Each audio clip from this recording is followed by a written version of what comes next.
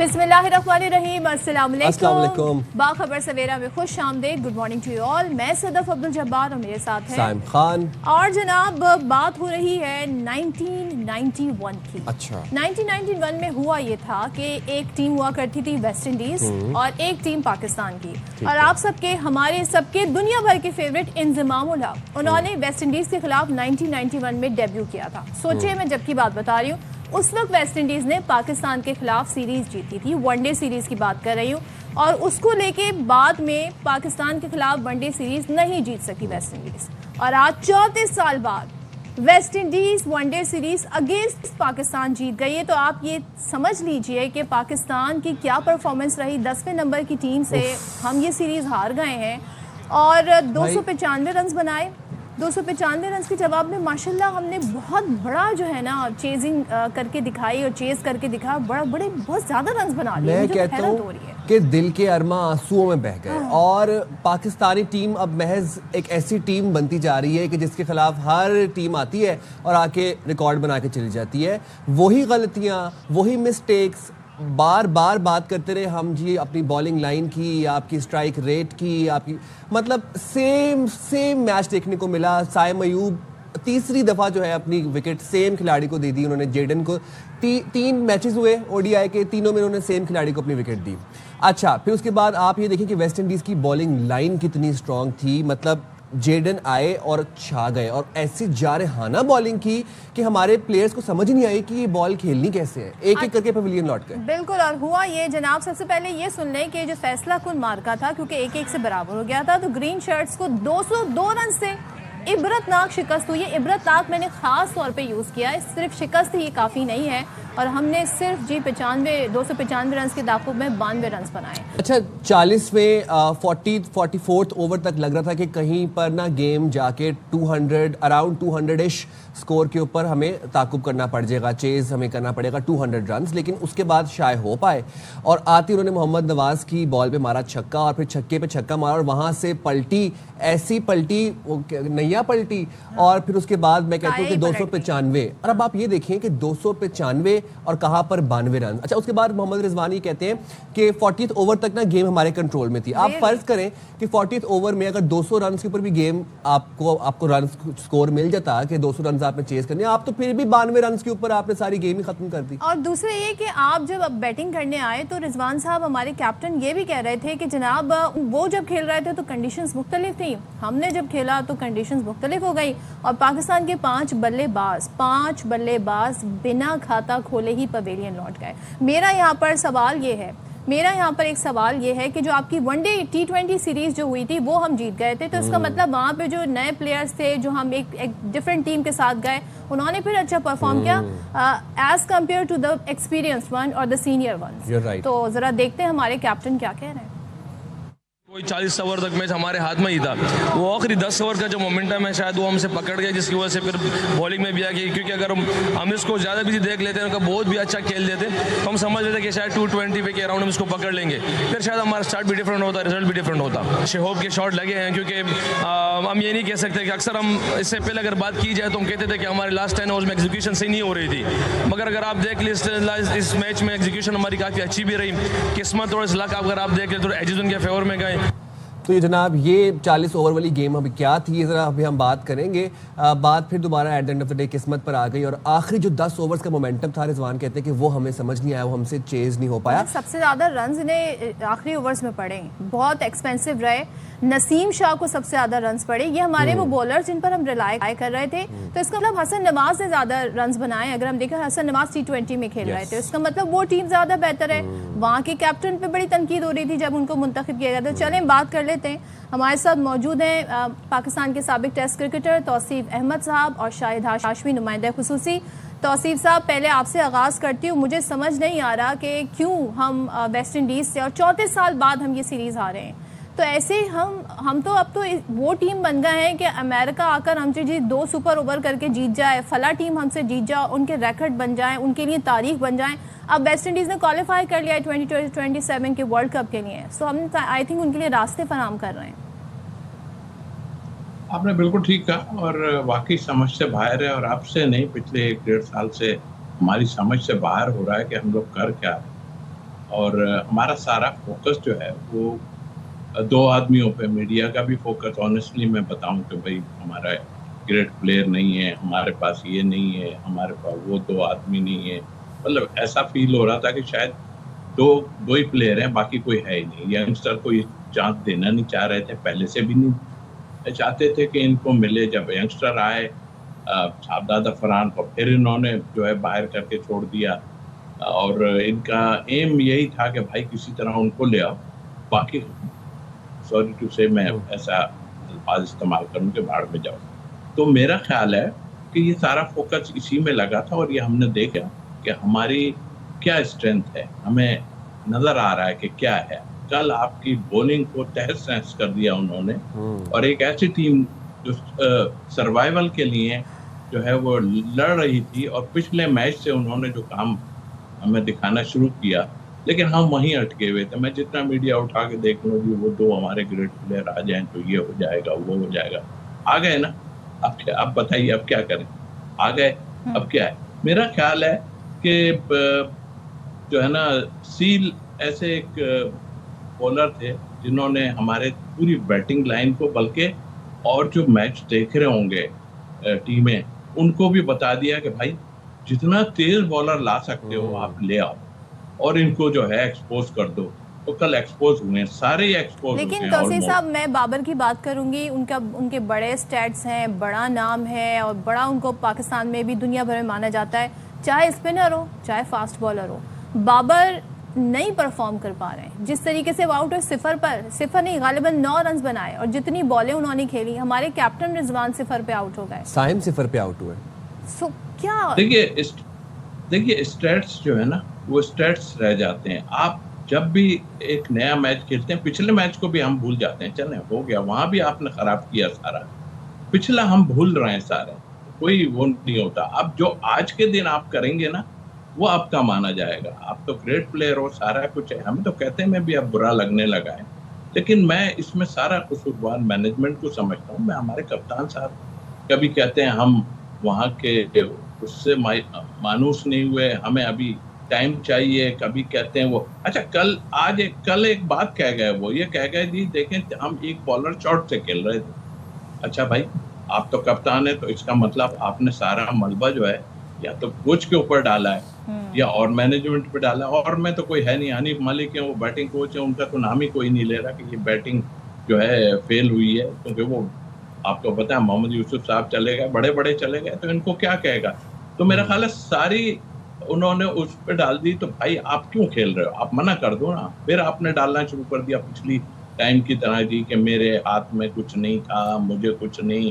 بھائی یہ آپ جو ہے آن کے ایسی باتیں آپ کرتے ہیں کہ آپ کہتے ہیں ایک بالر سے ہم شارٹ کھیل رہے ہیں، تو ٹیم تو آپ ہی بنا رہے ہو نا بھائی. توصیف بھائی ایک بات بتائیں، یہ ابھی رضوان نے میچ کے بعد یہ بات کہی کہ 40th اوور تک میچ ہمارے کنٹرول میں تھا، اس کے بعد کے جو اوورز تھے وہاں پر مومنٹم پکڑا نہیں گیا. کیا آپ کو لگتا ہے کہ 40th اوور تک میچ واقعی ان کے ہاتھ میں تھا؟ نہیں سچ مجھے نہیں لگ رہا کہ ان کے ہاتھ میں تھا. ایکچوئل کیا یہ تو کہہ رہے ہیں ٹھیک ہے، لیکن ان کی اسٹریٹجی بھی تو دیکھیں نا، انہوں نے کس طرح کیا. انہوں نے پچھلے میچ میں بھی یہی کیا کہ آپ کو پھر بھی 180 رن مل گئے تھے، وہ بھی ٹارگیٹ آپ کے جیتنے والا تھا. لیکن کل بھی آپ کہیں بھی نہیں تھے. آپ ہمارے ہاتھ میں تھا، ہمارے ہاتھ سے نکل گیا، یہ باتیں پرانی ہو گئی. اور چلو اردو میں آ گئے یہ اچھی بات ہے، ورنہ کچھ اس سے اچھا انگلش میں ہی بول رہے ہوتے، کچھ سمجھتے ہی نہیں کہ بھائی جو ہے. تو توصیف صاحب یہ بھی کہہ دیا کہ جب کھیل رہے تھے تو کنڈیشنز ڈیفرنٹ تھیں، اور ہم کھیل رہے تھے تو کنڈیشنز ڈیفرنٹ تھیں. مجھے یہ بتائیں آپ کے بولر نسیم شاہ کی بات کروں، اتنے ایکسپینسو پڑے وہ، انہوں نے 72 رنز دیے، 2 وکٹ لیے 10 اوورز میں. حسن علی کی بات کریں 60 رنز دیے انہوں نے، کوئی وکٹ نہیں لی انہوں نے، اور 10 پورے اوورز کیے. تو یہ اتنے رنز، پہاڑ جیسے رنز سکور کیسے بنا سکی ویسٹ انڈیز؟ یہ بڑا سوال ہے. آپ کے بولرز کے بارے میں بھی یہاں پر بہت سارے سوالات ہیں. بالکل آپ نے اس دونوں شعبوں میں ہم جو ہے بالکل فیل ہو گئے ہیں. اور ینگسٹر نے، میں ینگسٹر کو اس لیے نہیں کہوں گا کہ ظاہر ہے کہ وہ تھے. اب حسن سے جو آپ کھلوانا چاہ رہے ہیں اننگ کہ جا کے روکو، وہ بھائی روکنے والا پلیئر نہیں ہے. وکٹیں گر گئی ٹھیک ہے، وہ اپنے حساب سے کھیلے، لیکن اس کے اپنے اسٹروکس تو بلاک کر دو نا. آپ اس کے بلاک کر دیا آپ نے اسٹروک، وہ تو بیچارہ सीधा सीधा खेलने में ही जो है इतना टाइम गुजार गया। अगर वो अपनी थोड़ी सी गेम खेलता तो शायद आगे चले जाते। वो भी इतना आपने उसको बेकार करके रख दिया विकेटें गिरने के बाद कि वो भी मजबूर हो गया, और बाहर से भी जाहिर है इंस्ट्रक्शन कि भाई सीधा खेलना, अभी बहुत ओवर पड़े हुए हैं, ये पड़े हुए हैं, वो पड़े हुए हैं। पर ओवरऑल अगर हम देखें तो गोरे का जो है ना वो इतना पावर नहीं हो सकती कि वो टीम में इतना कुछ करे। मुझे लग रहा है इंस्ट्रक्शन कहीं और से आ रही हैं। और इस वक्त तो मैं ये कह सकता हूँ, हम कहते हैं ना कि फला हमने मार्का मारा तो सुनहरी हरफों से लिखा जाएगा। मैं कहता हूँ ये ब्लैक बोर्ड से लिखा जाएगा। और ये पूरा जो एरा चल रहा है अब तक, ये सारा ब्लैक प्रूफ से लिखा जाएगा। इसलिए कि आपके मैनेजमेंट, आपका पूरा स्टाफ मतलब मजाक बना के रख दिया। मैं बिल्कुल तौसीफ भाई यही बात शाहिद भाई से पूछना चाहूँगा। शाहिद भाई, कल हमने देखा कि वेस्ट इंडीज़ से भी हार गए हम। 34 साल में इतनी बड़ी कामयाबी वेस्ट इंडीज़ को मिली, और आप देखिए कि 295 को चेज करते करते हम 92 के ऊपर, लिटरली 92 के ऊपर हमने सफ़ेद झंडी दिखा दी। कैसे एनालाइज करते हैं बैटिंग लाइन को, बॉलिंग लाइन को? वही गलतियाँ रिपीट की गई, बारहा वही गलतियाँ की गई। वो जो साइम शायर ने बड़ा अच्छा कहा है ना, आए दिन तुझे किस बात पे रोना आया। हर बात पे रोना आया है। कोई टीम की कोई भी कल सीधी नहीं है। जिस तरह गोरा तजर्बात कर रहा है, ट्रायल एंड एरर बेसिस पे टीम को चला रहा है। वो समझ रहा है कि मेरे पास 1.5-2 साल है, 2027 के वर्ल्ड कप के लिए मैं जितनी ट्रायल कर लूँगा, जितनी एरर्स होंगी, वही चला रहा है गाड़ी। तौसीफ भाई को मैं बताऊँ, वही चला रहा है गाड़ी। वो 20 सिलेक्शन कमेटी उसको देती है, 20 प्लेयर, और 15 वो अपनी तरफ से मर्जी से करता है। और ये उसने अपने कॉन्ट्रैक्ट में लिखवाया हुआ है कि टीम सिलेक्शन मेरी जिम्मेदारी होगी, मैं करूंगा। लेकिन शाहिद साहब, जब ये गोरा जाता है तो कहता है मेरे पास तो इख्तियार ही नहीं थे, तो हम तो किसकी बात पे ट्रस्ट करें? हम जो गोरे शायद भाई बोरिया बिस्तर भी बांध ले फिर, अगर मैं बताऊं ना, मैं बताऊं उसके कॉन्ट्रैक्ट में लिखा हुआ है, पहले वालों के कॉन्ट्रैक्ट में नहीं लिखा हुआ था। गैरी कर्स्टन और गैलेस्पी ये कहकर गए कि हमारे पास इख्तियार नहीं थे, तो इसने आने से पहले ये सोचा कि ये चीज़ें हैं जो मुझे चाहिए और जो पिछले वालों को नहीं मिली थी। हम कल का मैच उनके आखिरी 10 ओवर में, यानी 40 से 50 ओवर में उन्होंने 110 रन बनाए। आखिरी 6 ओवर में उन्होंने 85 रन बनाए। आखिरी 5 ओवर में उन्होंने 67 रन बनाए। जिस तरह लूट सेल लगी हुई थी, बॉलर लूट सेल लगी हुई थी। और सबसे पहले तो गोरे से ये सवाल होना चाहिए कि आप अपने premium fast bowler Shaheen Shah Afridi को किस तरह तीसरे मैच में बिठा सकते हो? आप तो 1-1 हो, आप 2-0 नहीं हो। हाँ, आप 2-0 होते तो आप शाहीन शाह अफरीदी को बिठा देते। वो तो बेचारा खुद परेशान होगा कि मुझे किस बात पे रेस्ट दिया जा रहा है। अभी तो मैं आया हूँ, अभी मुझे पिछली बांग्लादेश की सीरीज भी नहीं खिलाई थी, मुझे 3 T20 में से 2 T20 खिलाया। वो तो एक रिदम बॉलर है, जब तक आप उसको रेगुलर नहीं खिलाएंगे उसको रिदम नहीं आएगा। आपने उसको बिठा दिया, आप नसीम शाह को लाए, हसन अली को लाए।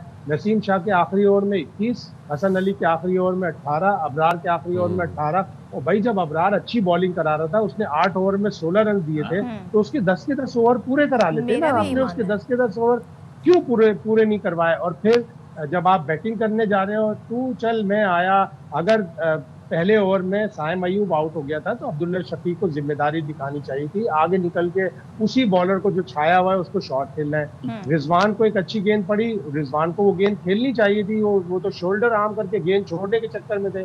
फिर बाबर आजम को बैठा के कोई, अब वो तस्वीर आई थी जिसमें चेयरमैन साहब बाबर आजम और रिजवान के साथ बैठे हुए बातें कर रहे थे, लेकिन कोई क्रिकेटर बैठे, कोई बताए उसको कि भाई तुम्हें क्या प्रॉब्लम है, तुम्हें 1 साल हो गया, 29 वनडे इनिंग्स हो गई, तुमने कोई सेंचुरी नहीं बनाई, तुमको क्या प्रॉब्लम है, तुम किस तरह आउट हो रहे हो, तुम्हें कोई ऑफ द फील्ड प्रॉब्लम है तो बताओ, ऑन द फील्ड कोई प्रॉब्लम है तो बताओ। फिर आप जब अच्छे खासे आउट हो गए, 9वें ओवर में वो बैट्समैन आ गया जो आपका T20 का प्लेयर है, उसको आपने T20 के लिए रखा हुआ है कि आखिरी 20 ओवर में खिलाएंगे, उसको आपने ये इंस्ट्रक्शन देके भेज दी कि टुक करना। यार टुक करना उसका खेल नहीं है। 40 गेंदों में उसने 13 रन बनाए। अगर यही 40 वो अपने स्टाइल से खेलता तो शायद वो 60-70 रन बना देता अगर वो आउट नहीं होता। अच्छा, तो आप इतनी सारी गलतियां कर रहे हैं, किस तरह की कर रहे हैं, मेरी तो समझ में नहीं आ रहा। मुझे समझ में आ रही है, ये गलतियां रिपीट भी हो रही हैं, लेकिन फिर भी हम बात यहाँ पे वैसे गोरे की ही कर रहे थे। तौसीफ साहब, मेरा आपसे ये सवाल है, हमारा जो कैप्टन है रिजवान, वो बहुत बड़े बड़े दावे करते हैं। अब आप सोचें T20 سے ان کو نکال دیا گیا, اب انہیں ون ڈے تک محدود کر دیا گیا. یہاں پر تو چلیں جو بھی ان کا ایک اسٹائل ہے کرکٹ کھیلنے کا, ڈاٹ بال زیادہ کھیلتے ہیں, اسٹرائک کم کرتے ہیں, بٹ اسٹل سوال یہ ہوتا ہے کہ آپ کی کیپٹن کی جو کیپیبلٹیز ہیں وہ کہاں ہیں, کس کا انتخاب ہونا ہے, کس سے اوور کرانا ہے, خود کیسے ذمہ داری لینی ہے, یہ سب ہمیں نظر نہیں آیا. اس سے بہتر تو ہماری T20 کی ٹیم تھی, تو انہی سے کھلوا لیتے پھر ہم ون ڈے بھی. آپ کیا کہتے ہیں؟ دیکھیے اب یہ میں نے آپ کو پہلے اس میں کہا کہ دیکھیں یہ پریشر ڈل رہا تھا, ان کا بس نہیں چلا, ورنہ وہ 20 میں بھی ان کو لے آتے ہیں ان لوگوں کو. دیکھیں سارا فوکس جس وقت جو ہے ہمارے بگ گنز کا, وہ فوکس یہ ہے. اب مجھے نہیں پتا کہ ان کے کانٹریکٹ کرنے والے اور یہ وہ کہاں ہیں, تو ہمیں کیا لینا ان سے کہ ان کو پیسہ آ رہا ہے یا کیا آ رہا ہے یا کیا نہیں آ رہا. ہمیں کانٹریکٹ والے جو ان کے بڑے بڑے ہیں کہ ان سے نقصان ہو رہا ہے یا کیا ہے. میرا خیال ہے کہ سارا فوکس ان کا اسی پہ ہے کہ یہ دونوں باہر گئے کیسے. مجھے تو حیرت کی بات لگتی ہے. اور جہاں تک آپ دیکھ رہے ہیں ایک ہی ٹیم کے 6 سے 7 لڑکے, کوچ سمیتھ جو ہے وہ اسلام آباد یونائٹیڈ کے ہیں, اور آپ دیکھیں کہ وہ انہی پہ فوکس سارا چلا آ رہا ہے. اور کہاں سے ہو رہا ہے, اس کے بعد تھوڑے سے لاہور قلندر کے بھی ہیں. تو آئی تھنک میرا خیال ہے چیئرمین صاحب, میرا خیال چیئرمین صاحب بھی مجبور ہو گئے ہوں گے, کل کے بعد تو بہت مجبور ہو گئے گے. کریں تو کریں کیا, لیکن ان کی آپ کلاس تو لے سکتے ہو. اور پھر یہ کہ دیکھیے بار بار لوگ جو کہے جا رہے ہیں, آپ بڑے بڑے لوگوں کو بلا کے میٹنگ کروا رہے ہیں, پوچھ بھی رہے ہیں ان سے, سارا کچھ کر رہے ہیں, مگر کیا وہ باتیں ان کی سمجھ نہیں آ رہی جو باہر بیٹھ کے مجھے آپ کو سمجھ آ رہی ہیں. ان کو سمجھ نہیں آ رہی کہ بھائی اسپنر کھلاؤ, ہمارا آگے جو فارمیٹ آ رہے ہیں وہ سارے ایسی جگہ پہ آ رہے ہیں جہاں پہ ٹرن ہوگا. اور دیکھیے ایک بھی آدمی سیف نہیں ہے, وہ کبھی کوئی باہر ہو جاتا ہے, کبھی کوئی باہر ہو جاتا ہے. اب کل کا میرے کو تھوڑا سا یہ ہے کہ رن لیتے ہوئے ایک بولر جو ہے, بیٹسمین جو ہے, وہ شاید بلہ اس کا شاہین کو ٹکرایا تھا, وہ دکھائی تھی چھوٹی تھی فوٹیج کے کونی میں اس کے لگا ہے, لیکن انہوں نے کلیئر نہیں کیا کہ اس کو کیا, لیکن پانی پلا رہا تھا وہ لا کے. تو آئی تھنک میرا خیال کوئی بھی اس میں سیف نظر نہیں آ رہا. یہ نئے لڑکے ہیں, ان کو تو کبھی بھی آپ کان پکڑ کے باہر کر دو گے سوری ٹو سے, لیکن یہ ان کو برداشت ہی نہیں ہو رہا کہ کوئی نیا لڑکا رنز کر رہا ہے. آپ کی عقلیں کام نہیں کر رہے ہیں کہ صاحبزادہ فرحان تینوں فارمیٹ میں رنز کر چکا ہے, اور آپ اس کو جو ہے ساتھ لے کے نہیں جا رہے ہو. ایک پلیئر بھی آپ نے کم کر دیا, 16 پلیئر تھے آپ کے, آپ نے 15 کر دیا. ارے بھائی اس کو بھی وہیں قریب سے قریب ہی لے جاتے, اتنے قریب تھے, کیا فرق پڑ رہا تھا. لیکن نہیں, ان کا ایم سب کا یہ ہے کہ ہم لوگ بس رہیں, باقی کوئی نیا پلیئر نہیں آئے. اور مجھے شاہد بھائی سے میں پوچھوں گا, سیل کوئی جانور کا نام ہے کیا؟ سیل جو ہے وہ پانی کی جو بلی ہوتی ہے اسے سیل. ارے کل وہ گراؤنڈ میں کل آ گئی ایکچوئل, قریب ہے نا سارا سمندر, اور وہ قریب آ گئی اور میرا خیال ہے سب کو اکھاڑ کے رکھ دیا. آ گئی. بہت شکریہ توصیف بھائی اور شاہد بھائی, آپ نے باخبر سویرا کے لیے وقت نکالا. اور اب وہ میں پوچھنا چاہ رہا تھا, لیکن میں نے کہا میں کیا ہی پوچھوں کہ اب کن اقدامات کی ضرورت ہے. پچھلے کوئی 6-7 مہینے سے تو اقدامات پوچھ کے چیخ کے تھک گئے, لیکن کوئی سنتا ہی نہیں. اس سب کے بعد ایک چیز ضرور بنتی ہے, کانگریچولیشن ٹو ویسٹ انڈیز, انہوں نے کوالیفائی کر لیا ہے 2027 کے ورلڈ کپ کے لیے, thanks to Pakistan cricket team. ایسی ٹیم جس میں بڑے بڑے نام کھیل رہے تھے, رضوان, بابر, سائم, نسیم شاہ, اور میں کس کے نام, عبداللہ شفیق, ان کے نام لوں. اور آپ یہ دیکھیں, ایک تو پہلے آپ نے انہیں اتنے سارے رنز 300 کے قریب آپ نے انہیں رنز بنانے دیے, اس کے بعد آپ چیز کر کے 200 ہی بنا لیتے. 202 رن سے آ رہے ہیں, 202 رن سے آ رہے ہیں. چلیں جی, اب آپ سیم جشن آزادی کے سلسلے میں جناب اب آپ کو بتا دیں کہ کراچی تا تھرپارکر خصوصی سفاری ٹرین کی روانگی ہوئی, اور ڈیزرٹ سفاری ٹرین کو خصوصی آزادی ٹرین کا نام دیا گیا ہے, اور سفاری ٹرین 14 اگست کو واپس کراچی پہنچے گی. آپ کو بتا رہے ہیں جشن آزادی کے سلسلے میں کراچی تا تھرپارکر خصوصی سفاری ٹرین کی روانگی ہوئی. اور یہ آپ کیک دیکھ لیں, اس کا افتتاح کیا جی سینئر وزیر شرجیل انعام میمن نے, اور یہ جناب جشن آزادی کا تحفہ ہے سندھ کے عوام کو, جو یہ ٹرین روانہ ہوئی ہے کراچی سے تھرپارکر کے لیے, اسپیشل سفاری ٹرین ہے.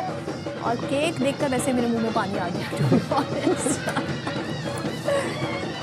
اور جشن آزادی کی مناسبت سے ہم دیکھ رہے ہیں کہ کراچی میں آپ گورنر ہاؤس دیکھ لیں, آپ سٹیڈیمز دیکھ لیں, زبردست طریقے سے سیلیبریشنز کی جا رہی ہیں. اور میں کہتا ہوں बड़े बड़े गुलकार आ रहे हैं, कवालियाँ चल रही हैं, कॉन्सर्ट्स हो रहे हैं, मिली जोशो जज्बे के। ये आप लाइट शो देखिए, क्या कमाल मज़ार कायद पे कल रात हुआ। बड़ा ही खूबसूरत मंजर था। आप ये देखें, यहाँ पे पाकिस्तानी अफवाज को भी ट्रिब्यूट पेश किया गया और बनता भी है, क्यों नहीं। हमारी सरहदों की मुहाफ़िज़ आज हम चैन और सुख की नींद सोते हैं तो वो इन्हीं की बदौलत सोते हैं। और फिर बुनियानु मरसूस जैसा मार्का हक, जिसमें अल्हम्दुलिल्लाह अल्लाह पाक की तरफ से और हमारी अफवाज की मेहनत से जो कामयाबी हमें नसीब हुई, तो ये जश्न आज़ादी एक मुख्तलिफ ही जोश और जज्बा रखती है। तो वैसे ये मंजर देख के मुझे बड़ी खुशी हुई और मैंने अपने बचपन में ऐसे कभी मंजर नहीं देखे, फर्स्ट टाइम मैं ही देख रही हूँ। लेकिन बहुत खूबसूरत मनाजिर थे और बड़ा मैं कहता हूँ कि टेक्निकली एडवांस्ड ये तजुर्बा था, बड़ा अच्छा ये प्रोजेक्ट था। और आप देखिए कि ऐसा कमाल लाइट शो, और आप ये देखिए कि मज़ार कायद मतलब जो उसका इंफ्रास्ट्रक्चर था ना, उसको बड़ी प्रिसीशन से कवर किया गया लाइट शो से, और इसमें कोई आपको कहीं पे कोई लूप होल नजर नहीं आएगा। बड़ा कमाल आउटस्टैंडिंग काम है, जिस भी आर्टिस्ट का काम था। सोचे दिस इज सो नाइस। और जो लोग वहाँ पर होंगे, हम तो आपको कैमरा के थ्रू दिखा रहे हैं ना, स्क्रीन के थ्रू, जिन्होंने लाइव मंजर देखा होगा तो क्या जबरदस्त, खूबसूरत। अच्छा, वैसे इससे पहले मैंने इस लेवल का लाइट शो, हाँ जी, इस लेवल का लाइट शो वैसे मैंने दूसरे ममालिक में देखे। हम दुबई जाते हैं अक्सर न्यू ईयर्स पे, तो वहाँ पे ऐसे लाइट शोज चल रहे होते हैं। लेकिन पाकिस्तान में कराची में बड़ा आउटस्टैंडिंग ये लाइट शो था, और शायकीन बड़े जो वहाँ पे व्यूअर्स आए हुए थे, ऑडियंस बड़ी महसूस, ये हमारे खैबर को रिप्रेजेंट करता हुआ। क्या बात है।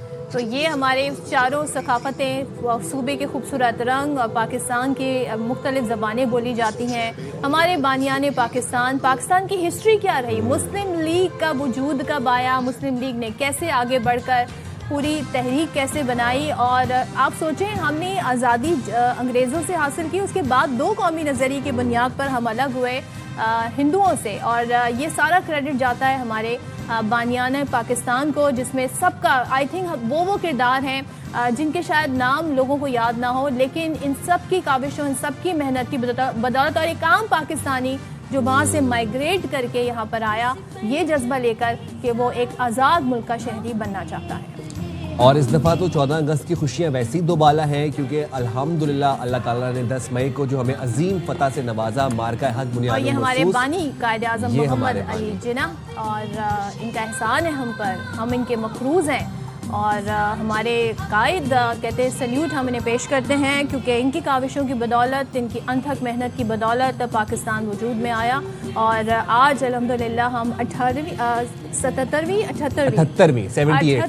सालगिरह मनाने जा रहे हैं इंशाल्लाह। एक ही दिन रह गया है भरपूर। अच्छा, मैं जब आ रही थी ना साइम, तो सुबह जो मनाजिर मैंने हर जगह सब्ज़ लाली परचम देखे, मैंने फ़लस्तीन के परचम भी देखे, तो बहुत ही खूबसूरत, मैंने कश्मीर के भी देखे। अच्छा, ये जो लाइट शो था और तमाम जो तकरीबात हो रही थी, हम आपको दिखाते रहेंगे वक्तन फ़वक्तन। आप भी इंजॉय करते रहिएगा, हम भी देखेंगे, आपको भी दिखाएंगे। भी हम जाएंगे छोटी सी ब्रेक पे, हाजिर होंगे ब्रेक के बाद।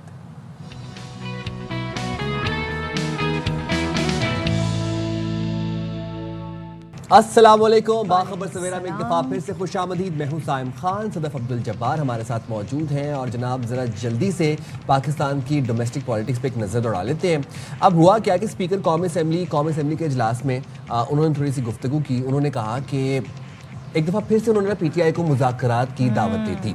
वो कहते हैं ये जिरगा विरगा मेरी समझ में नहीं आता, असल मेरा जो जिरगा है वो तो मेरी पार्लियामेंट है। हाँ। तो यहाँ बैठकर बात करें। वज़ीर आज़म ने अपोजिशन को बातचीत का कहा है, तो उन्होंने ये रेफरेंस भी दिया कि वज़ीर आज़म ऑलरेडी मुज़ाकरात की दावत दे चुके हैं, तो आप लोग मुज़ाकरात की टेबल पर आए। और उन्होंने ये कहा कि मैं सहूलतकारी करने को तैयार हूँ, जैसे उन्होंने पहले भी की थी। अब वो इस दफ़ा दोबारा उन्होंने अपनी सहूलतकारी मीडिएशन ऑफर कर दी है। दोनों जानिब से मुंतखब अरकान पर कमेटी तश्कील कर देता हूँ, उन्होंने ये कहा। और सेनेट में इजहार ख्याल करते हुए फिर वज़ीर कानून आज़म नज़ीर तारड़ ये कहते कि मसाइल का हल सिर्फ बातचीत और कानूनी अमल में है। अच्छा जी, और फिर ज़ाहिर है सियासी, वो कहते हैं सियासी तनाज़ात जो हैं वो अदालतों के ज़रिए ही हल होंगे। ज़रा सुन लेते हैं क्या कहा गया स्पीकर कौमी असम्बली और वज़ीर कानून की जानिब से। बैठें, बात कर गवर्नमेंट के साथ, मैं फैसिलिटेट करने को तैयार हूं। आप बातचीत करें, इनको डिमांड करें, कहेंगे जी हम प्रोसीडिंग में हिस्सा नहीं लेंगे अगर आप हमारी मुलाकात या जो भी, मेरी बात सुन लें, मेरी बात। तो इसलिए तरीका मुज़ाकरात का ये जो ग्रैंड जिरगा जुर्गा मुझे नहीं समझ आती, ये ग्रैंड जिरगा है मेरा। ये जो ऐवान है ये गुफ्तगू के लिए ही बनाया गया। हम यहाँ पे बैठ के बात कर सकते हैं, अपना अपना नुक्ता नज़र बयान करते हैं। ये ही हुस्न है जमहूरियत का, जो मैं बार बार कहता हूँ कि हमें कागज़ फाड़ के लहराने की बजाय हमें ये डिबेट करनी चाहिए।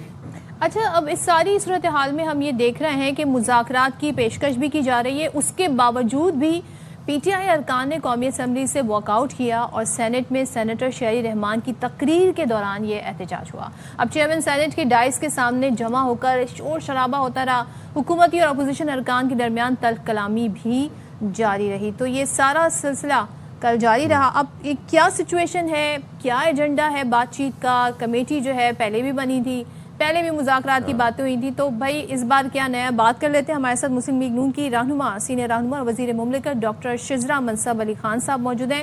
Thank you so much doctor Shazra join کرنے کے لیے۔ سب سے پہلے تو بتائیے گا، حکومت نے پیشکش کی ہے بیسیکلی پی ٹی آئی کو، اور اسپیکر قومی اسمبلی سہولت دینے، کمیٹی بنانے پر تیار ہے۔ مجھے یہ بتائیے گا کہ بات چیت کا ایجنڈا کیا ہے، آپ کی طرف سے ٹیبل پر کیا آفر ہے؟ بہت شکریہ۔ جی بالکل، یہ پہلی دفعہ نہیں ہے جب سے ہم نے حکومت سنبھالی ہے، 12 دفعہ پرائم منسٹر صاحب خود بھی کہہ چکے ہیں، اسپیکر صاحب نے بھی ریسنٹلی اس میں پہلے بھی رول ادا کیا، اب انہوں نے دوبارہ کہا۔ ابھی حکومت یہ چاہتی ہے کہ اپوزیشن جو بار بار پارلیمنٹ کے نظام کو، پارلیمنٹ کے چلنے کو مفلوج کرتے ہیں، جب سے ہم حکومت میں آئے انہوں نے پارلیمنٹ کو نہیں چلنے دیا، کبھی شور شرابہ، کبھی گالم گلوچ، کبھی مطلب اس قسم کا نان پارلیمنٹری بیہیویئر ان کی طرف سے رہا ہے۔ جب بھی کوئی ڈیبیٹ ہوتی ہے اس کو بھی یہ خراب کرتے ہیں، اور یہ ڈیبیٹ اور یہ ساری باتیں جو ہے عوام کی لیے ہوتی ہیں، ہمیں عوام نے چن کے ان اسمبلیز میں بھیجا ہوتا ہے، ہم عوام کو ریپرزینٹ کرنے کے لیے یہاں پہ آئے ہوتے ہیں۔ تو اگر ہم یہاں پہ پارلیمنٹ کے جو پروسیس ہے اس کو نہیں چلنے دیں گے تو یہ ہمارا عوام کے ساتھ ایک قسم کا ہم دھوکہ کر رہے ہیں، جنہوں نے ہمیں چن کے یہاں بھیجا اپنے معاملات کو سلجھانے کے لیے۔ تو حکومت کا موقف یہی ہے کہ ڈیموکریسی کو سٹرینتھن کرنے کے لیے بات چیت کی جائے، معیشت کو سٹرینتھن کرنے کے لیے بات کی جائے، عوام کے لیے بات کی جائے۔ اپوزیشن کا ہمیشہ جمہوریت کے اندر ایک بہت تگڑا رول ہوتا ہے، حکومت کو اکاؤنٹیبل ٹھہرانے کا ایک بہت تگڑا رول ہوتا ہے، تو وہ اپنا رول پلے کریں۔ ہماری طرف سے ان چیزوں کے اوپر بات چیت کی جو ہے بارہا پیشکش کی۔ شزرا صاحبہ، لیکن ایک ہم چیز دیکھتے ہیں، جیسے آپ نے بات کی نان پارلیمنٹری رویے جو ہیں، اب ہم دیکھ رہے ہیں کہ ایاز صادق صاحب نے بھی کہا کہ میں میڈیشن کرانے کے لیے تیار ہوں، مذاکرات کی پیشکش کی گئی حکومت کی جانب سے بھی۔ بیرسٹر گوہر یہ کہتے ہیں کہ مسائل جو ہیں وہ بات چیت سے حل ہوتے ہیں، اور میں باقی جو رہنما ہیں ان کو رضامند کرنے کی کوشش کروں گا۔ لیکن اس تمام تر ان باتوں کے درمیان میں ہم نے یہ بھی دیکھا کہ پی ٹی آئی نے پھر قومی اسمبلی سے واک آؤٹ بھی کر دیا، احتجاج بھی کیا۔ یہ رویوں میں تبدیلی کتنی ضروری ہے ماحول کو سازگار بنانے کے لیے؟ یہ نان پارلیمنٹری رویے ان کو چینج کرنا کتنا ضروری ہے؟ جی بالکل، دیکھیے یہ لوگ جو بھی اس وقت پارلیمنٹ میں بیٹھے، آخر وہ بھی لوگوں کے ووٹ لے کے آئے ہیں، اور بار بار ان کا یہ کہنا یا ان کے لیڈر کی طرف سے یہ کہنا کہ ہم نے سیاسی جماعتوں سے بات نہیں کرنی، ہم نے سیاسی عمل کا حصہ نہیں بننا، اس کا مطلب ہے کہ یہ جمہوریت کا حصہ نہیں بننا چاہتے یا جمہوریت میں یہ یقین نہیں رکھتے۔ عمران خان کی طرف سے ہمیشہ یہ بات آتی رہی کہ ہم تو صرف مقتدر بات کرنا چاہتے ہیں۔ میں سمجھتی ہوں کہ اس طرح سے جمہوریت کو یہ نقصان پہنچا رہے ہیں، تو رویوں میں تبدیلی ان کو اپنے عوام کی خاطر لانی چاہیے۔ وہ عوام جنہوں نے ان کو یہاں پہ بھیجا ہے، وہ عوام جس کی ان کو بات کرنی چاہیے، ان کی طرف سے ہمیشہ یہ بات ہوتی ہے کہ عمران خان کو رہا کیا جائے۔ دیکھیں، جو بھی قیدی ہیں اس وقت، یا جو بھی ایک اپنے جوڈیشل پروسیس میں سے لوگ گزر رہے ہیں، ایک ڈیو پروسیس میں سے گزر رہے ہیں، ان کے پاس وہ رستہ ہے اپنی رہائی کا، جوڈیشل پروسیس ہے، تو اس کو اچھا، شزرا صاحبہ ہمارے ساتھ اس ساری صورتحال پر بات کر رہی تھی، اور ظاہر ہے وہ مذاکرات کے تناظر میں ہی ساری ڈسکشن تھی۔ اب یہ مذاکرات کی آفر پہلی بار نہیں ہوئی ہے، اس سے پہلے بھی ہم نے دیکھا یہ بڑی ایکسٹینسو ایکسرسائز کی گئی تھی، جس میں باقاعدہ کچھ سیشنز بھی ہوئے تھے، دونوں جانب سے ممبران بیٹھے بھی تھے، بات چیت بھی ہوئی تھی، لیکن اس کے ہمیں کوئی فروٹفل نتائج نہیں ملے، اور اچانک سے ہی پتہ چلا جی ایک دن کہ جی اجلاس نہیں ہوگا، اور پی ٹی آئی نے کہا جی کہ ہماری جو باتیں ہیں وہ نہیں سنی جا رہی ہیں۔ اب شزرا صاحبہ کی بات بالکل ٹھیک ہے, پارلیمنٹ کے اندر جی ڈسکشن ہونی چاہیے, آپ عوام کے ہی جو مسائل ہیں وہ ڈسکس کرنے آئیں, لیکن وہاں پر ہم بڑے ڈفرینٹ قسم کے رویے دیکھتے ہیں جو کہ بہت ہی کہتے ہیں نا بد مزاح کر دیتے ہیں, نان پارلیمنٹیرین رویے دیکھتے ہیں. مسئلہ یہ ہے کہ اس ٹینس انوائرمنٹ میں ایک تو یہ پہلا سوال یہ کہ یہ مذاکرات شروع کیسے ہوں گے, دوسرا یہ کمیٹی بن جائے گی تو دوسری طرف سے بھی ڈیمانڈز آئیں گی, اور جن ڈیمانڈز کی بھی وہ حوالہ دے رہی تھی ان کی تو وہی ڈیمانڈز ہیں کہ بھائی ہمارے جو ارکان ہیں ان کی رہائی کے حوالے سے دیگر ایشوز ہیں. تو کیا حکومت ظاہر کہتی ہے یہ تو قانونی راستہ اپنائیں, لیکن پھر کیا نیا ہے اس آفر میں, یہ ایک سوال یہاں پر ہے. بالکل جی, دیکھیں گے کہ کیسے انفولڈ ہوتا ہے تمام تر سیاسی منظرنامہ. ابھی ذرا آپ کو بتاتے ہیں کہ مری میں آج اور کل یعنی 13 اگست اور کل 14 اگست کو دفعہ 144 نافذ ہے.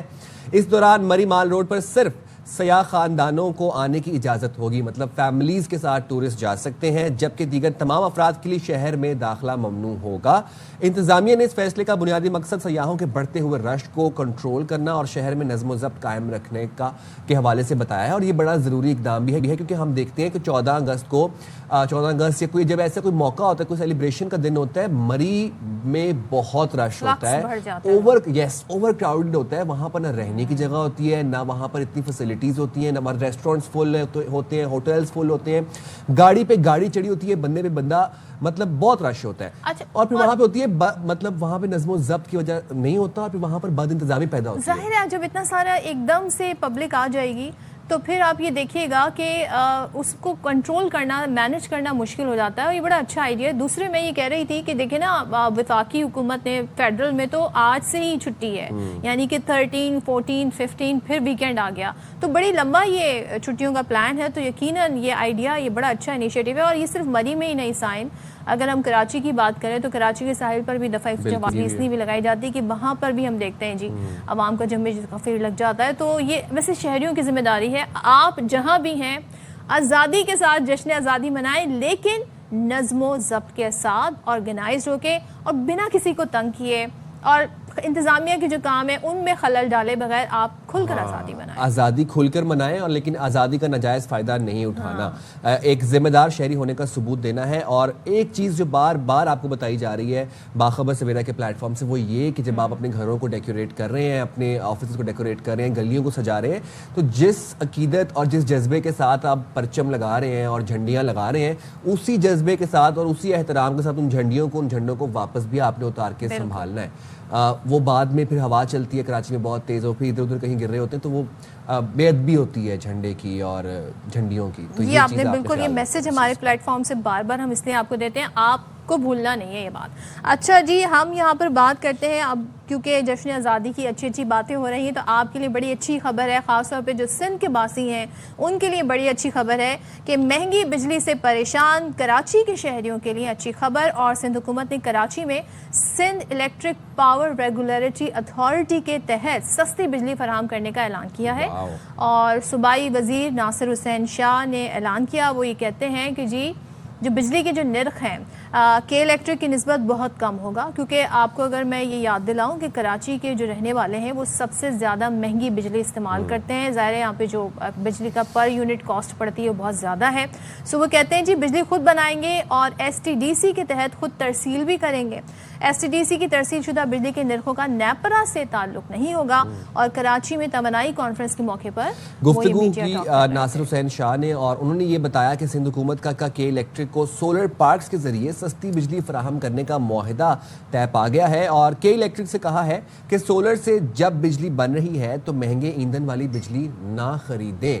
خوشخبری ہے, بڑی خوش آئند بات ہے, اور میں کہتا ہوں مجھے بڑا اچھا محسوس ہو رہا ہے یہ بات سن کے کہ جب بجلی کا بل میرے ہاتھ میں آتا ہے نا, جب سے میں کراچی آیا ہوں, اوہ. لیکن اب پوائنٹ یہ ہے کہ اس کے اوپر عمل درآمد کب سے شروع ہوگا, اس پہ امپلیمنٹیشن کب ہوگی, اس پلان پہ ایگزیکیوشن کب ہوگی. ہم فیصلے بھی ہوتے ہیں, ہم اس کے اوپر اعلانات بھی سنتے ہیں, لیکن امپلیمنٹیشن ہوتے ہوئے ہم بہت کم ہی دیکھتے ہیں. اور ایک چیز سائم ہم یہ بھی دیکھتے ہیں, اگر ہم اپنے نیشنل گریڈ کی بھی بات کریں, ہمارے پاس ضرورت سے زیادہ بجلی ہے, لیکن جو ڈسٹریبیوشن کا نظام ہے, جو ترسیل کا نظام ہے, وہاں پہ بہت زیادہ لوپ ہولز ہیں, وہاں پہ ہم دیکھتے ہیں بہت ساری خامیاں ہیں. اس کی وجہ سے بھی بہت سارے مسائل ہوتے ہیں, لوڈ شیڈنگ کا آئے دن پبلک کو سامنا کرنا پڑتا ہے. تو یہ بڑے ایشو ہیں. پچھلے دنوں تو میں سن رہی تھی گیس کی لوڈ شیڈنگ بھی ہونے والی ہے کچھ علاقوں میں. में, तो मजीद उसके आवर्स बढ़ने वाले हैं, तो अल्लाह रहम करे। इसे कंफर्म करेंगे वैसे इस खबर को, लेकिन आने से पहले सर्दियों से पहले क्यों ऐसे पूरी गर्मी वैसे भाई गैस तो की आप लोड शेडिंग रमज़ान में होती भूल गई हैं, रमज़ान में भी तो गैस की इतनी शदीद लोड शेडिंग थी पिछले इस रमज़ान में। वो तो हमारी ज़िंदगी का हिस्सा बन गई ना, 10 बजे चली आती है और फिर 6 बजे आ जाती है। ये तो है, लेकिन अब वैसे हम भी उससे यूज्ड टू ही हो गए हैं उस रूटीन हर के चीज़ पे साथ, यूज्ड हो जाते हैं नहीं और क्या कर भी कह सकते हैं, मतलब what options do we have, no other option. बहुत ही कनात पसंद है और साबिर लोग। एक चीज ये है कि जब बात बिल्कुल सही है नासिर हुसैन शाह साहब की, कि जब सोलर पार्क्स में सस्ती सोलर से बिजली जनरेट की जा रही है तो फिर क्यों ईंधन वाली बिजली आप खरीद रहे हैं महंगी, और फिर शहरियों को भी महंगी प्रोवाइड कर रहे हैं। तो ये एक वैसे बड़ा अच्छा पॉइंट यहाँ पर रेज किया गया है। और ये जो सोलर पार्क से बिजली जनरेट हो रही है वो अगर सस्ते दामों में शहरियों को मुहैया की जाए तो इससे अच्छी क्या बात हो सकती है। बहुत बड़ा एहसान होगा वैसे सिंध हुकूमत का। हाँ, ये तो आपने सही कहा। और फिर लोगों के जब बिजली के बिल कम आएंगे तो जाहिर है उनकी ज़िंदगी में एक पॉजिटिव इम्पैक्ट इसका आएगा। ये तो बहुत सारे इश्यूज़ हैं। वैसे हम ये देख रहे हैं कि बहुत इस हवाले से जो सोलर एनर्जी है उस हवाले से हम ये देख रहे हैं, पाकिस्तान के हवाले से बड़ी अच्छी रिपोर्ट आई थी, क्योंकि ज़ाहिर है ये इन्वायरमेंट फ्रेंडली है और पाकिस्तान में जितनी ज़्यादा ये इंपोर्ट हुई है, नंबर 1 पोजीशन रही। 2024 का ये स्टैट्स थे जो बता रहे थे कि एक ग्रीन रेवोल्यूशन खुद पाकिस्तानी अपने तौर पर ले आए। और वो ऐसे इसलिए भी आ गई क्योंकि जनाब लोग जो है ना महंगी बिजली के बिल देने से तंग आ गए थे, तो लोगों ने अपनी वन टाइम इन्वेस्टमेंट करके ना अपने घरों में सोलर प्लेट्स लगवा ली हैं। चलें जी, तो इस हवाले से भी आपको अपडेट करते रहेंगे और तमाम तरह मंसूबे की डिटेल्स भी आपको बताते रहेंगे।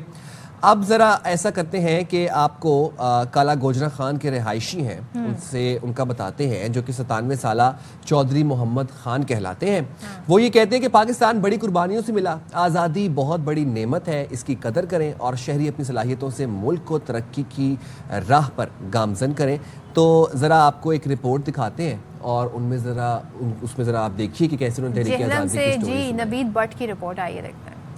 काला गुजरा के चौधरी मोहम्मद खान ने तहरीक आज़ादी में हिस्सा लिया, बल्कि पाकिस्तान बनते हुए देखा। वो कहते खुशी थी अपना मुल्क बना रहे हैं। हमें कुर्बानियाँ बहुत दी हैं और हम खुश भी बहुत है कि हमें इस्लामी मुल्क हमारा बन रहा है, इसमें इंसाफ होगा, इसमें इंसाफ का बोलबाला होगा, हर आदमी को उसका हक मिलेगा। चौधरी मोहम्मद खान की तहरीक आज़ादी के दौरान पेश आई मुश्किलात का जिक्र करते हुए आवाज बार आई। कहते आज़ादी प्लेट में रखकर नहीं दी गई। इतने दर्दनाक मनाज़र थे कि इधर हमारे गांव में उन्होंने एक देसी बम बनाकर फेंका था एक मुसलमान के घर में, और उन घर वाले मकीनों के तो परखशे उड़ गए। नौजवानों को पैगाम में कहा, तालीम के बगैर तरक्की मुमकिन नहीं, तालीम का फरोग होगा तभी मुल्क तरक्की करेगा।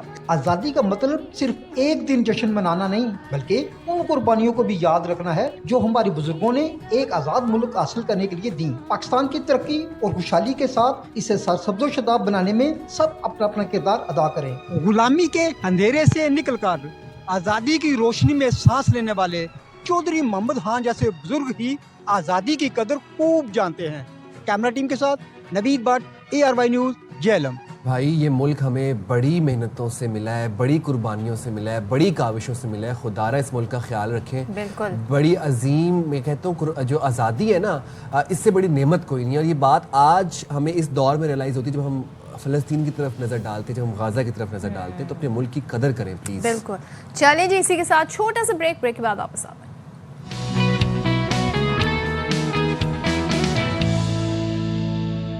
Welcome back once again. और सेहत आमा से मुतालिक बात करते हैं और आज का दिन बड़ा इंपॉर्टेंट है। आज आज़ा अतियात करने का आलमी दिन है और ज़ाहिर है जब हम कोई भी दिन सेलिब्रेट करते हैं तो उसका मकसद ये होता है कि जानना चाहें कि भाई क्या मकसद है इस दिन को मनाने का। सो अगर हम सिर्फ पाकिस्तान के हवाले से ही बात करें तो पाकिस्तानियों में इंसानियत का जज्बा तो बहुत है, लेकिन बहुत सारे लोग इस बात से अवेयर नहीं होते कि ऑर्गन डोनेशन है क्या चीज़। और ज़ाहिर है इसके लिए बहुत सारी अवेयरनेस की ज़रूरत है। इंसानी आज़ा अतिया करना इंसानियत के लिए एक बड़ा कहते हैं ना एक तिब्बी तोहफ़ा भी हम इसे कह सकते हैं हो सकता है, और इसके लिए बहुत कुछ किया भी जा रहा है। तो जी इस हवाले से तमाम तरह जो भी आपके सवालात हैं, जो सवालात हमारे जहन में, हमने आज मदऊ किया है बाखबर सवेरा में प्रोफेसर डॉक्टर सरफराज सरवर जो कि नेफ्रोलॉजिस्ट हैं। Thank you very much doctor साहब and good morning to you. सबसे पहले ये आएगा कि ऑर्गन डोनेशन क्या है, हाउ डज दिस वर्क्स? देखिए, ऑर्गन डोनेशन का मतलब है हमारे आज़ा जो हम किसी को दे सकते हैं, ऑर्गन्स مطلب جسم کے وہ اعضاء جن کے اوپر جسم ڈپینڈ کرتا ہے، لائک دل ہے، کڈنیز ہیں، اور ہمارے پھیپھڑے ہیں اور آنکھیں ہیں، یہ ایسی چیزیں جو ہم دوسروں کو دے سکتے ہیں. کچھ چیزیں ایسی ہیں جو ہم زندگی میں دے سکتے ہیں، جیسے بلڈ ٹرانسفیوژن ہوتی ہے، وہ ہم بلڈ اپنا خون کسی کو دے رہے ہوتے ہیں. اس طرح کڈنیز ہیں، وہ ہم کسی کو دے سکتے ہیں. اس طرح بون میرو ہے جو ہم لوگوں کو دے سکتے ہیں، اور لیور کا پارٹ ہے جو ہم کسی کو دے سکتے ہیں. تو یہ چیزیں وہ ہیں جو ہم زندگی کے دوران دے سکتے ہیں کسی کو. پھر کچھ چیزیں ایسی ہیں جس کے لیے مطلب جو لوگ، کچھ ایسے لوگ ہوتے ہیں جو جن کا حادثات وغیرہ میں برین ڈیمیج ہو جاتا ہے، اور ان کو جو ہے وہ آرگن ڈونیشن کے لیے ہم ان کو سلیکٹ کر سکتے ہیں. وہ اپنی اعضاء عطیہ کر سکتے ہیں. اس کو کہتے ہیں ہم بعد از مرگ اعضاء کا عطیہ کرنا، یا ڈیسیز آرگن ڈونیشن. اس میں کڈنیز ہیں. اب ایک آدمی جو اس طرح کا ہوتا ہے، اس کا برین ڈیمیج ہو جائے اور پھر برین اس قابل نہ ہو کہ اس کے وائٹل سائنس مینٹین کر سکے، یعنی بریدنگ وغیرہ مینٹین کر سکے، وہ آدمی جو ہے وہ 11 لوگوں کو فائدہ پہنچا سکتا ہے. 2 کڈنیز اپنی ڈونیٹ ہو سکتی ہیں اس کا لیور ڈونیٹ ہو سکتا ہے، اس کی آئیز ڈونیٹ ہو سکتی ہیں. آئیز کے سامنے کی جھلی، پوری آنکھ نہیں، صرف سامنے کی جھلی وہ ہے. اس کے علاوہ ہارٹ ہے، لنگ ہے، بون میرو ہے، اور انٹسٹینز ہیں، اور پینکریاز ہے، بلوبا ہے. تو یہ ساری چیزیں جو ہے وہ کسی کو ڈونیٹ ہو سکتی ہیں. تو ایک انسان جو ہے وہ 11 لوگوں کی زندگی کو فائدہ پہنچا سکتا ہے. اچھا. تو اس کو ہم کہتے ہیں ڈیسیز آرگن ڈونیشن. تو اس کا کانسیپٹ جو ہے وہ SIUT نے 1995 میں شروع کیا تھا. دنیا میں تو ہر جگہ ہو رہا ہے، اسلامی ممالک میں ہو رہا ہے، سعودی عرب میں ہو رہا ہے، کویت میں ہو رہا ہے، ایران میں، ترکی میں، سب جگہ ہو رہا ہے.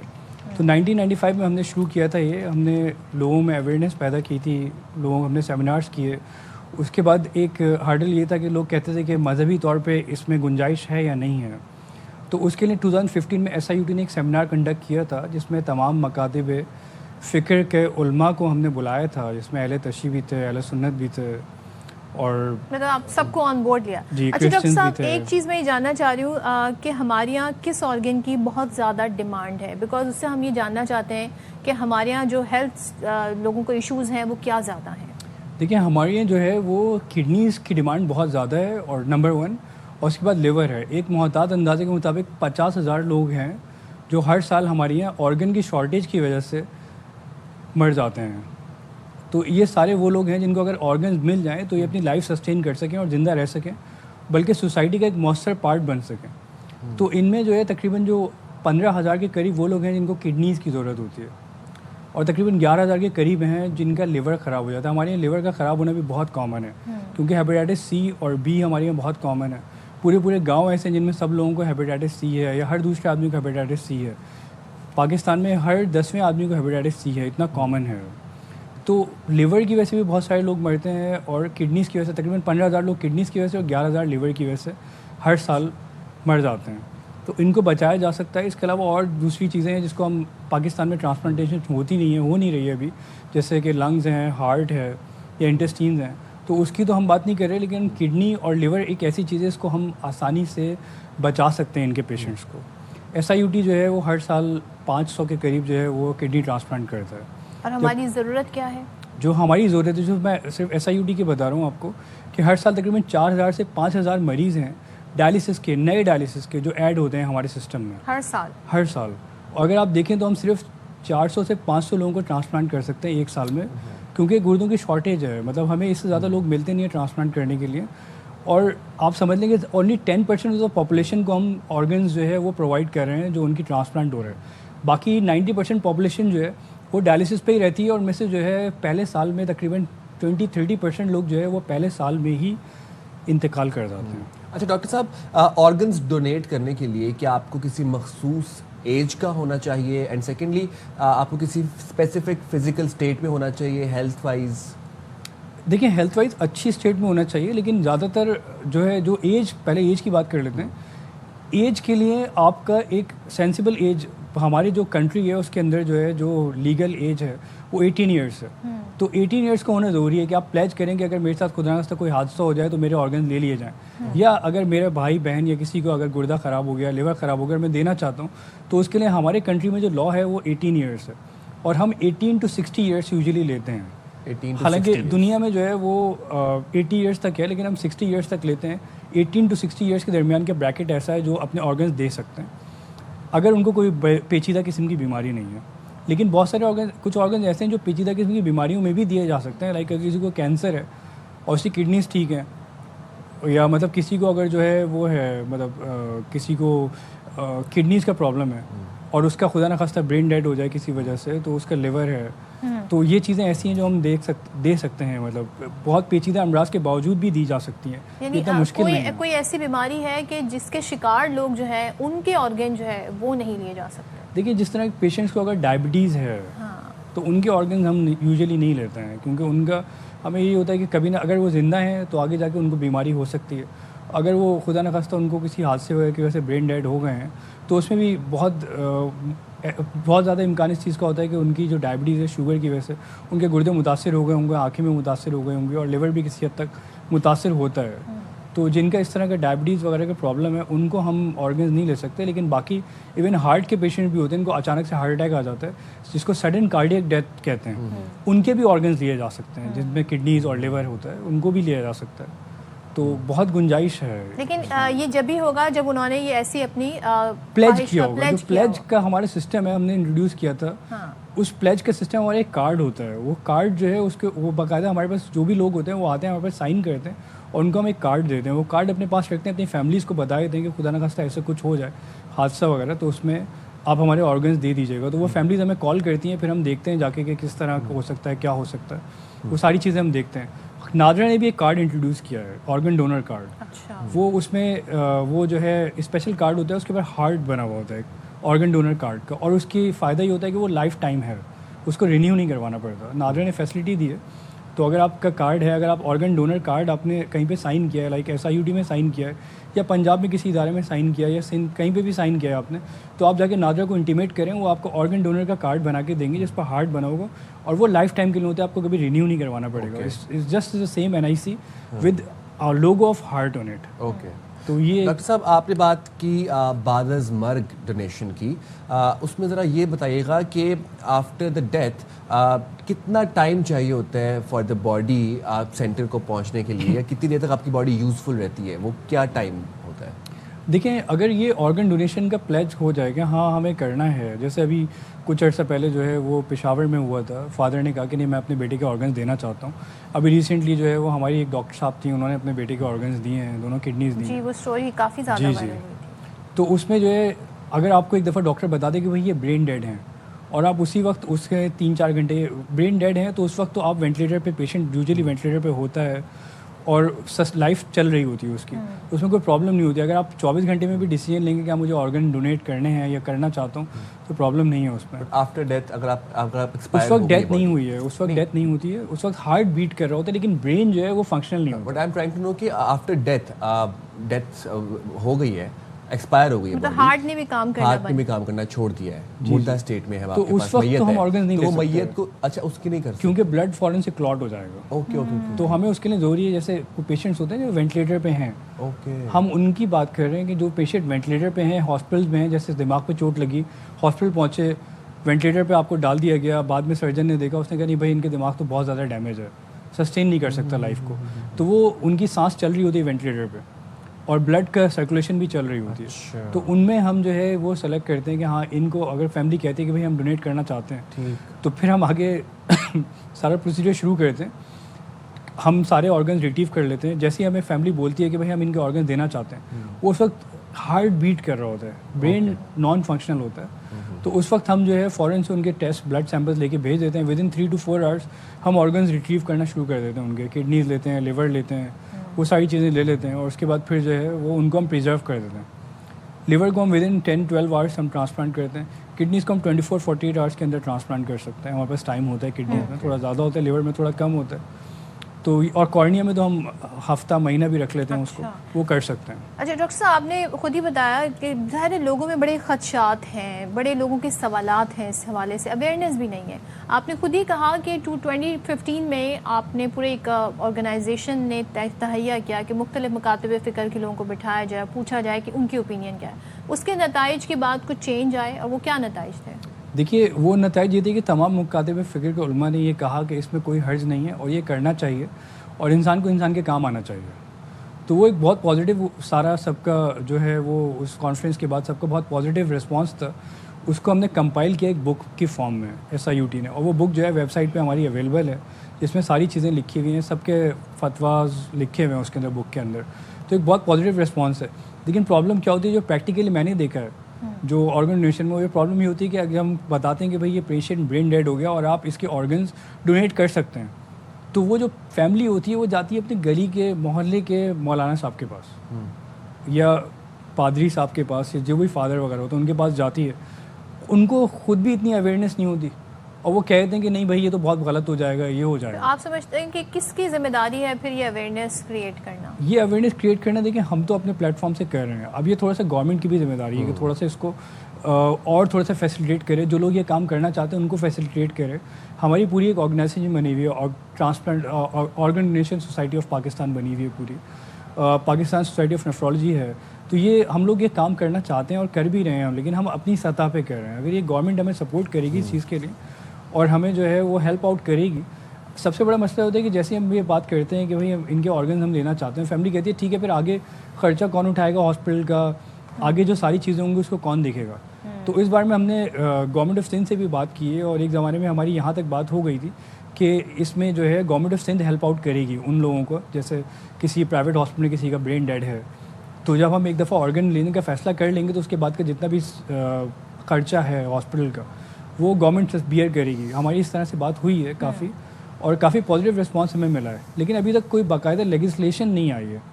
तो लेजिस्लेशन जब तक नहीं आएगी तब तक जो है वो चीज़ों का फेयर होना मुश्किल है। हाँ, फेयर नहीं रहेंगी चीज़ें तब तक। ठीक है, thank you so much doctor Sarfaraz, बहुत शुक्रिया, बहुत मुफीद ये गुफ्तगू रही है, बहुत सारी अवेयरनेस हमें भी। सो इस पर कहते हैं ना, वो कहते हैं लेजिस्लेशन होना ज़रूरी है। ज़ाहिर है तमाम जब हुकूमती अरकान जब वो ऑन बोर्ड होंगे इस हवाले से तभी किसी नतीजे पर पहुँचा जा सकता है। जाएंगे छोटी सी ब्रेक पे, हाजिर होंगे ब्रेक के बाद। Stay right with us.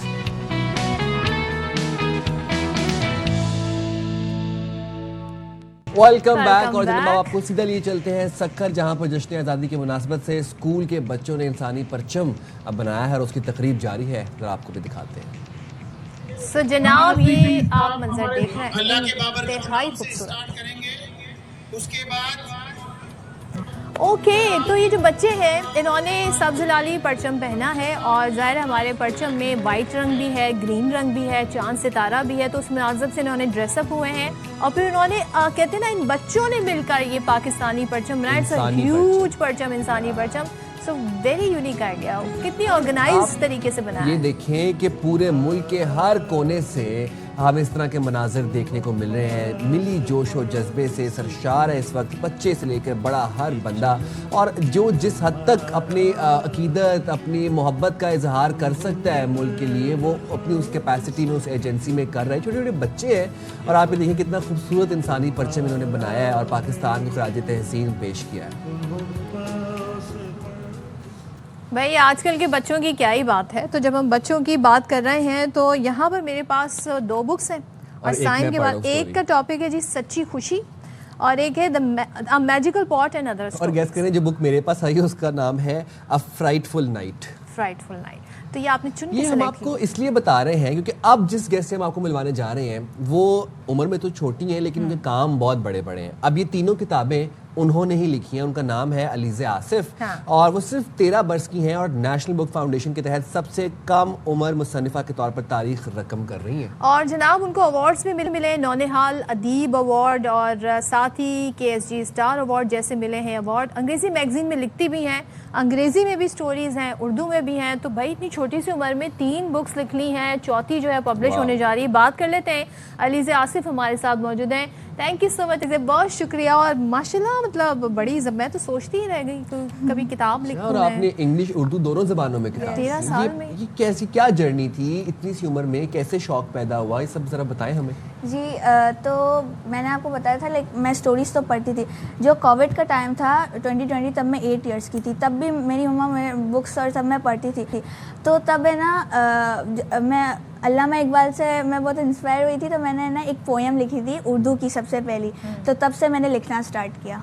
अच्छा, पब्लिश भी तभी होना शुरू। तो ये बताइएगा अब आपकी जो स्टोरीज हैं उनमें टॉपिक क्या होता है आपका? हम जानना चाह रहे हैं 13 इयर्स ओल्ड के जहन में क्या ख्यालात हैं, वो क्या बताना चाहते हैं? जी मैं ज़्यादातर मॉडल लिखती हूँ जिसमें कोई लेसन हो। यस। अच्छा। اور आपकी किताबें देख के हमें एक ये परसेप्शन भी आ रहा है कि ज़्यादातर बच्चों के लिए स्टोरीज लिखी गई हैं, क्योंकि हमारे मुल्क में हमारी मीडिया में बहुत कम, अगर किताबों की बात भी की जाए तो बच्चों के लिए बहुत कम काम हो रहा है, बहुत कम कंटेंट बन रहा है. ये आइडिया कैसे आया आपको? ये बस मैं स्टोरीज लिखती थी और क्योंकि मॉरल तो ज़्यादा नीडेड है, क्योंकि मॉरल से बहुत मतलब मोटिवेशनल और ये सब होता है, तो तभी मैंने मॉरल ही लिखा. लेकिन ये बड़ा मतलब आसान नहीं है ये काम. अगर आप सोचें एक पूरी बुक को आपने तहरीर करना, स्टोरीज को उसका मंतकी अंजाम भी लेकर आना. एक चीज़ बताइएगा, आपको अवार्ड भी मिले, सो वो अवार्ड्स किन बुक्स में मिले या किन आप मैगजीन में भी लिखती हैं, वो आपकी किन काविशों पे मिले? जो नौनिहाल अदीब अवार्ड है ना, वो मेरी नौनिहाल मैगजीन में स्टोरीज पब्लिश होती थी, तो उसके लिए मुझे अवार्ड मिला. नौनिहाल मैगजीन अभी भी आता है? अच्छा, बच्चे बचपन का नौनिहाल याद आ गया. मैंने बहुत पढ़ा है नौनिहाल. वो उर्दू था, ये अभी उर्दू इंग्लिश दोनों होता है. इंग्लिश दोनों आ गया. वाह. अच्छा, ये तो बताएं जरा कि अब आप आजकल क्या लिख रही हैं? कुछ लिख रही हैं आजकल? यस, मेरे 3 प्रोजेक्ट्स ऑन गोइंग है, एक उर्दू और 2 इंग्लिश. अच्छा, एक उर्दू और इंग्लिश. आप मतलब consecutively at the same time आप उर्दू इंग्लिश दोनों लिख सकती हैं? क्या बात है भाई, उर्दू में भी महारत है, अंग्रेजी अच्छा, में भी. वैसे ये बड़ा टेक्निकल चीज है कि आपको अपना थॉट प्रोसेस अगर किसी और लैंग्वेज में शिफ्ट करना हो ना, तो आप अक्सर मतलब वहां पर गड़बड़ हो जाती है. बिल्कुल, आप सोचते उर्दू में बोलना, आप अंग्रेजी में चाहते हैं. कहते ही हैं कि अगर आप अंग्रेजी बोलना चाहते हैं, आप सोचे भी अंग्रेजी में. अच्छा अलीज़ा, मुझे एक चीज़ बताइएगा कि ये बड़ा क्या वैसे मैसेज तो मैं बाद में आपसे पूछूंगी, लेकिन आपकी फेवरेट राइटर्स कौन हैं, ज़रा ये बता दें. जेके रॉलिंग पसंद है एंड रोल्ड डेल की बुक्स पढ़ती हूँ. अच्छा, जेके रॉलिंग का तो मुझे पता है, दूसरी मुझे नहीं मालूम, लेकिन उनकी हैरी पॉटर से आप बहुत इंस्पायर हैं. और उर्दू में? उर्दू में ना मैंने अल्लामा इकबाल पढ़ा था. बाकी उर्दू में जो लाइक बुक फेयर्स वगैरह होता है, तो वहाँ मुझे जो उर्दू की बुक्स मिलती है, मैं कौन है, इश्तियाक अहमद मुझे पसंद है. मैंने उनके नावल लिए हैं, डिटेक्टिव नावल. अमूमन जो है उनको लड़कियों को मेहरा अहमद और वो जन्नत के पत्ते और वो इस तरह की वो डाइजेस्ट वाली आप बातें कर रहे हैं. लेकिन ये है कि फ्यूचर क्या सोचा आपने, कहाँ लेके आप अपने इस पैशन को जाना चाहते हैं? मैंने फ्यूचर में भी सोचा है मैं लिखूंगी स्टोरीज. लाइक फ्यूचर में बड़ों के लिए भी लिखूंगी, बच्चों के लिए भी लिखूंगी. क्या बात है. और वैसे आपके साथ जो फ्रेंड्स हैं कितना इंस्पायर होते हैं वो आपसे? जी, वो भी होते हैं. लाइक मैंने लिखना शुरू किया, फिर मेरे सराउंडिंग में भी लोगों ने लिखना शुरू किया, और उनकी भी स्टोरीज पब्लिश होती हैं, तो वो इंस्पायर हुए. बेस्ट ऑफ लक अलीज़े, आप ऐसे ही मुल्क को कौम का नाम रोशन करें, अपने अम्मा अब्बा को और प्राउड करें. तो जनाब, हमने आपको अलीज़े से मिलवाया. कि आज के ज़माने में भी ना किताब की बहुत अहमियत है. ये जो हाथ में ना, ये इससे आप डिस्ट्रैक्ट नहीं होते. मोबाइल में जो कुछ भी आप देखेंगे ना, वो कोई नोटिफिकेशन आ रहा है, कोई आपने कहीं पे बेल आइकन हिट किया होता है. किताब की एक अपनी फील है, ये सफ़े की एक अपनी फील है, उसकी जो खुशबू होती है. यस. तो जनाब, इस 14 अगस्त पर सिर्फ जश्न आज़ादी नहीं बल्कि एक नया मिशन है, और वो है आओ मिलकर बनाए पाकिस्तान. ARY जिंदगी पर 14 अगस्त को आ रही है एक ऐसी खुसूसी ट्रांसमिशन जहां पर हम आपको मिलवाएंगे अपने स्पेशल मेहमानों से, सेलिब्रिटी गेस्ट भी होंगे, और वो बात करेंगे 3 बुनियादी मसाइल के ऊपर जो हर पाकिस्तानी के हैं. अच्छा, वो 3 बुनियादी मसाइल क्या हैं? वो बुनियादी मसाइल हैं तालीम से जुड़े हुए हैं, माशी इस्तेहकाम से जुड़े हुए हैं, साथ ही सेहत आपकी जो है बहुत मैटर करती है. तो अगर आपकी कोई भी इस हवाले से कंसर्न है, तो आप इस ट्रांसमिशन से जुड़ सकते हैं, लाइव कॉल कर सकते हैं, मसाइल पूछ सकते हैं, और जश्न आज़ादी के साथ साथ अपना बहुत ख्याल रख सकते हैं. तो आओ मिलकर बनाए पाकिस्तान 14 अगस्त पर सिर्फ और सिर्फ ARY जिंदगी पर. तो और यहाँ पर हमारे प्रोग्राम का वक्त भी खत्म हुआ है. मुलाकात होगी आपसे कल 14 अगस्त पे, और बड़ी अच्छी ट्रांसमिशन हम भी आपके लिए लेके आएंगे. तो देखना ना भूलिएगा, कल आपकी हमारी स्पेशल ट्रांसमिशन है. 14 अगस्त के हवाले से हमारा स्पेशल शो है, सो उसके लिए बहुत सारी सेलिब्रेशन और एडवांस में आज़ादी मुबारक हो. और यहाँ से इजाज़त चाहते हैं. अल्लाह हाफिज़. पाकिस्तान जिंदाबाद. जिंदाबाद.